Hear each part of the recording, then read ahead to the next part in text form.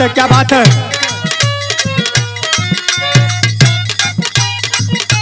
ओ हो।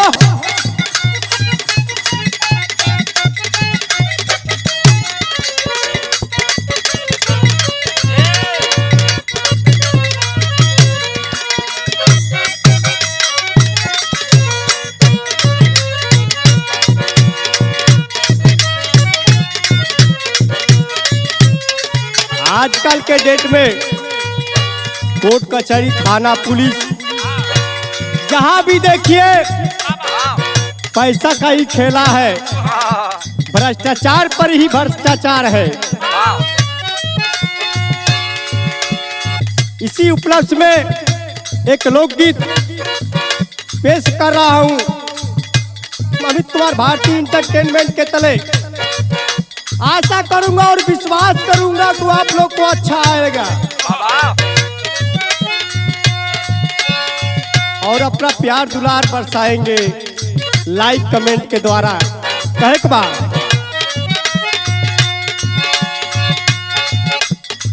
भाजपा हो के सपा चाहे,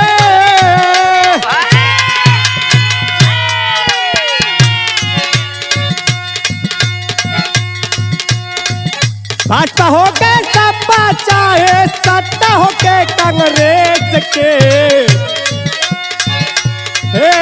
सत्ता हो के कांग्रेस के।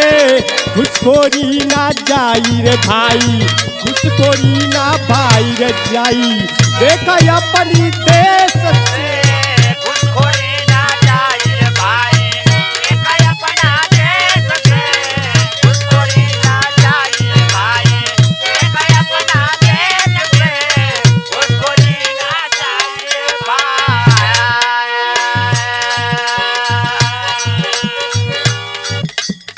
मानवता से बढ़ के कोई ना अब है जग में दूजा,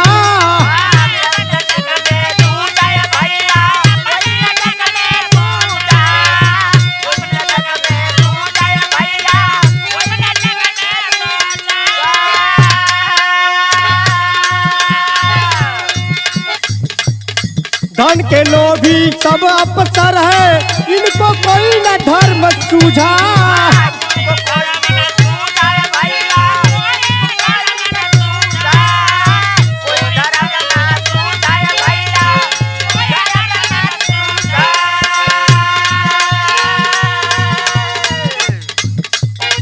भोली भाली जनता को ये,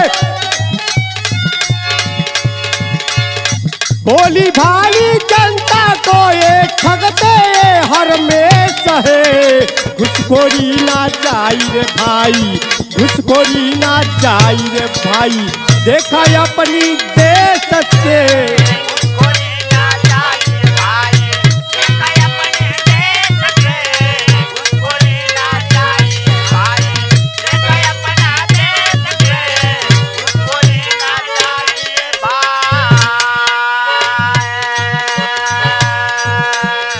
भीमराव अंबेडकर साहब जो लिख करके संविधान चल गए, आज दुनिया में कृति अमर है, उनको लोग पूछते हैं। अमित कुमार भारती भी उनको पूछता है, कहता है क्या,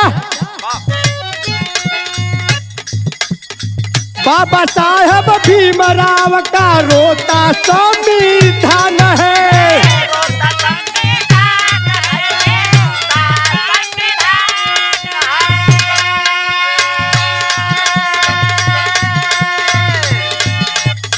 गलत सही को सही, गलत को करता एक इंसान है।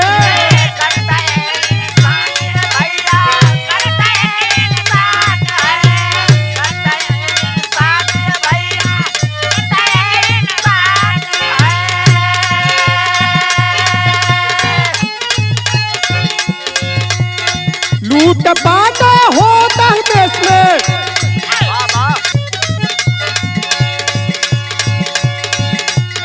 लूट पाट होता है देश में, लूट पाट होता है देश में, देखा अब हर हमेश है।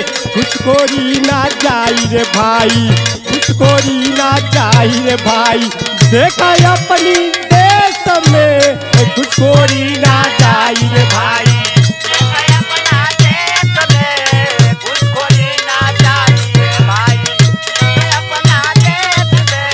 घुसखोरी ना जाई रे भाई, देख अपनी देश में घुसखोरी ना जाई रे भाई, देख अपनी देश में घुसखोरी ना जाई रे भाई।